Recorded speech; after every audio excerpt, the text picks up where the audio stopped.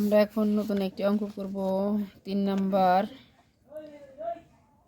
5 metre লম্বা এবং 8 centimetre চওড়া একটি ব্ল্যাকবোর্ড। তার কি করতে হবে? আমাদের ক্ষেত্রফল নির্ণয় করতে হবে।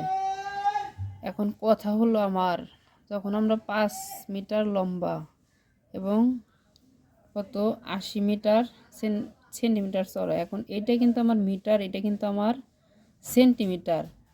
আমার সবসময় মিটার মিটার আমরা গুণ করতে পারি, সেন্টিমিটার সেন্টিমিটার গুণ করতে পারি, কিন্তু সেন্টিমিটার মিটার গুণ করতে পারি না, কিলোমিটার মিটার গুণ করতে পারি না। দুটা এককে একই হতে হবে, সেটা মিটার হোক অথবা সেন্টিমিটার হোক।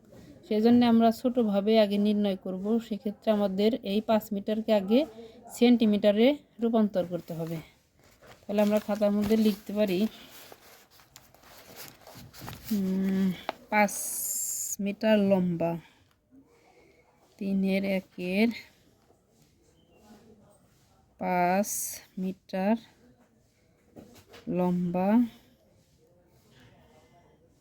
80 সেমি চওড়া।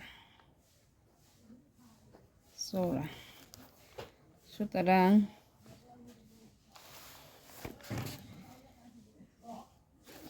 এখন আর আমার বইয়ের দরকার নেই। 5 মিটার সমান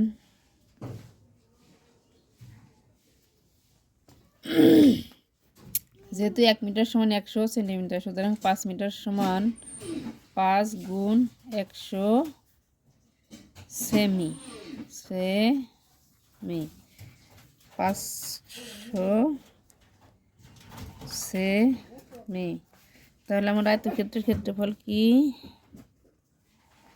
আয়তক্ষেত্রের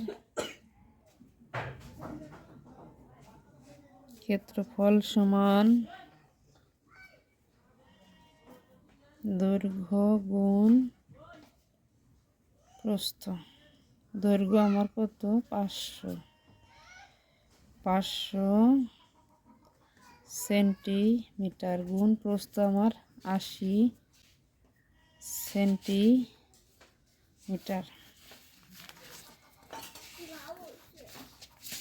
পাঁচাটা সহজ পদ্ধতিতে আমরা নামতে পারি, 5 40।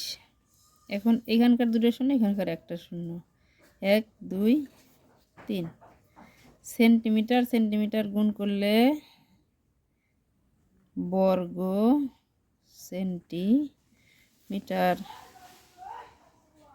উত্তর একক দশক শতক হাজার, 40,000 বর্গ